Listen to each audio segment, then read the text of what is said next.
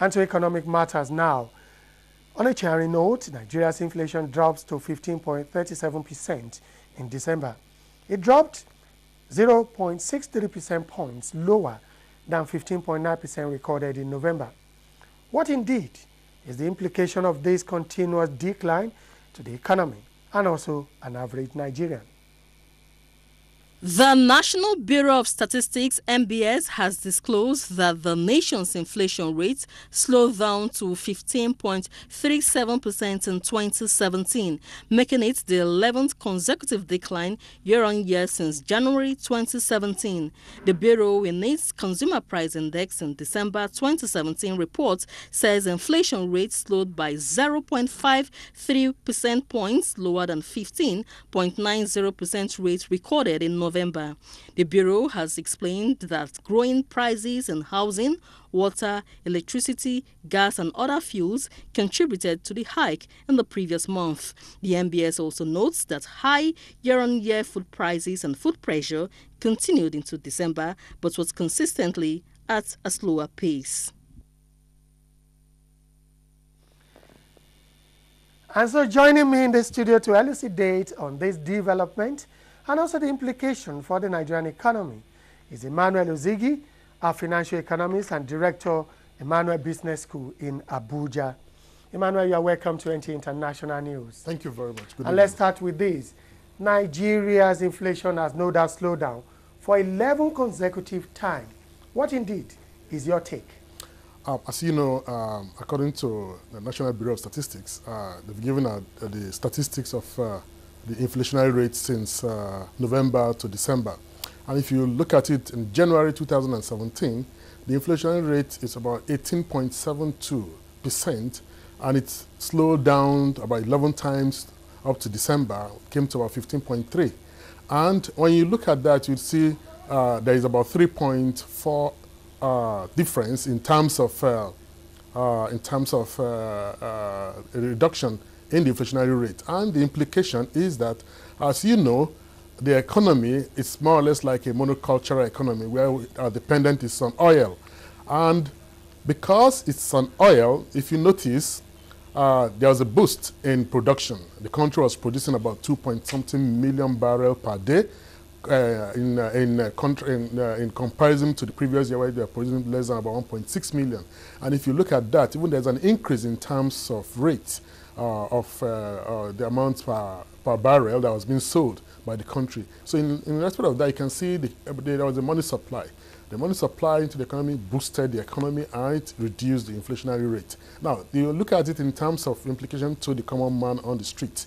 The issue is that it doesn't transcend because the money supply to the common man is reduced in the sense that they don't have access to resources. And looking at the history or the trend in the economy or in the system, towards the end of each year, apart from the fact that the country suffered fuel crisis, which increased prices of goods and services, it also have an effect in terms of price of goods that the common man could consume.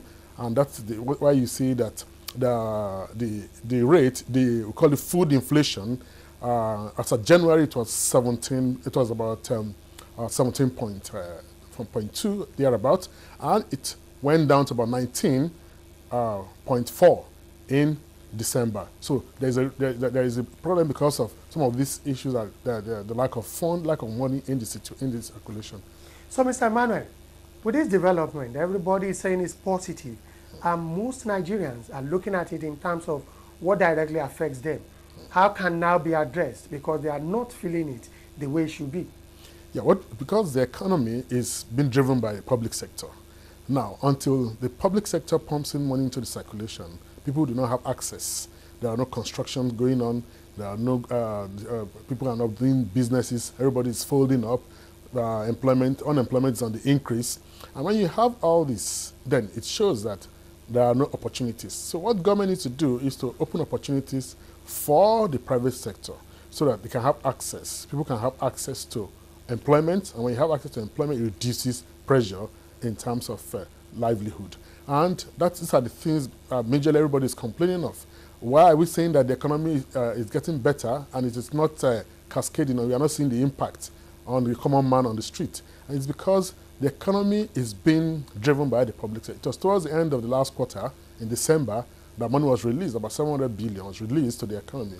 And you look at it, what impact would that do between the last quarter of the year, or especially in December, the last third week to the end of the year? So it might not have much impact, or much positive impact on anybody.